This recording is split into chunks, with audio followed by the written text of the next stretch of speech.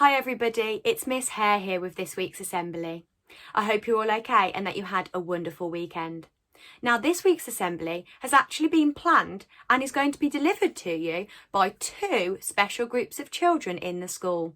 So I'm going to let them take the lead to introduce themselves to you, to talk a little bit more about their new role in school and hopefully give you some helpful tips and advice that you can take away. Enjoy! Last week our assembly was about creativity. How did you show the value of creativity last week? Was it by entering the writing competition and using creativity within your words? Or did you create a piece of artwork that you're proud of that really showed off your creative flair? Pause the video and have a think with your class about how you showed the value of creativity. Our assembly is about health. When thinking about the value of health, we need to think about a healthy body and a healthy mind. In today's assembly, we are going to explore some of the ways we can keep our body healthy and keep our minds healthy in order for us to all be happy and healthy. What can you do to keep your body healthy?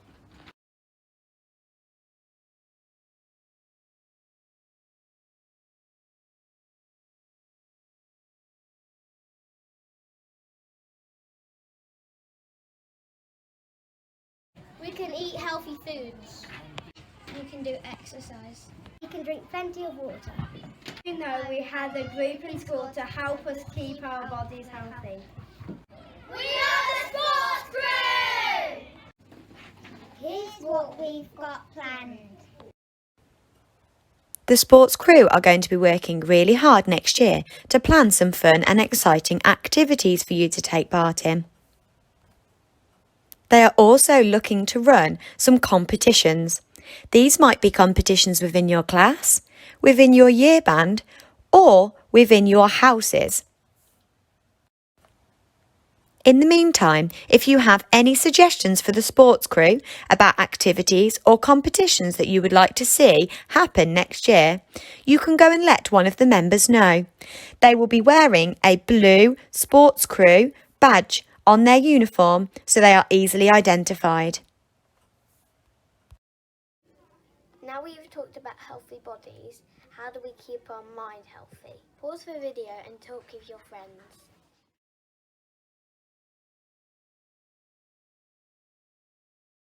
So, what ideas did you think of? Was there any ideas what was good for your body and your mind? Did you know we have a group in school that can help us keep our mind healthy? These are the Wellbeing Champions. Our job is to help everyone in our Franche family and keep their minds healthy. You can spot us because we'll be wearing these badges. If you have any ideas about how to improve well-being at Franche, then please come and let the Wellbeing Champions know. Now we're going to share a story with you about healthy minds. Ruby's Worry by Tom Percival.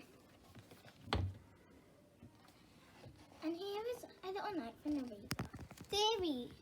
author. Dear reader, this is a book about a girl who can't get rid of a worry. Everybody worries about things from time to time, and it can be hard to stop, even though we can't see our worries like Ruby can. They're here with us. Ignoring them can sometimes make them worse. So here are a few questions to ask yourself when you think you have a worry stuck to you. What am I feeling? Sad, angry, anxious, or all three? What can be causing me to feel this way? Who can I talk to about it? No matter what you're feeling, remember that it always helps to talk about it. Be open, be honest, be you. Love, Tom. Ruby loved being Ruby. She loved to swing up high. And she loved to explore wild, faraway places. Sometimes she even went all the way to the very bottom of the garden. Ruby was perfectly happy until one day She discovered a worry. It wasn't a very big worry though. In fact, it was so small that at first Ruby hardly noticed it. But then the worry started to grow. each day it got a little bit bigger. It just wouldn't leave her alone. It was there at breakfast, staring at her over the cereal box, and it was still there at night when she cleaned her teeth. The funny thing was that no one else could see Ruby's worry, not even her teacher. So Ruby pretended that she couldn't see it either. She tried to carry on as if everything was normal, but it just wasn't. The worry was always there, stopping her from doing all the things that she loved. Ruby wondered if the worry would ever go away. What if it didn't? What if it stayed with her forever? Ruby didn't realise, but she was doing the worst thing that you could possibly do with a worry. She was worrying about it. Now the worry was enormous. It could barely fit in the kitchen at tea time. It filled up half of the school bus. And it took up whole rows at the cinema. The worry became the only thing that Ruby could think about, and it seemed like she would never feel happy again. Then one day something unexpected happened. Ruby noticed a boy sitting alone at the park. He looked how she felt, sad, and then she noticed something else, something hovering next to him. Could it be a worry? It was. Ruby realised that she wasn't the only person with a worry after all. Other people had them too. She asked the boy what was on his mind, and as he told her, the strangest thing happened. His worry began to shrink. Then Ruby did the best thing you can ever do if you have a worry. She talked about it. As soon as the words tumbled out of Ruby's, worry began to shrink until it was barely there at all. Soon, both of their worries were gone. Finally, Ruby felt like herself again. Of course, that wasn't the last time that she ever had a worry. Everyone gets them from time to time. But now that she knew how to get rid of them, dun, dun, dun!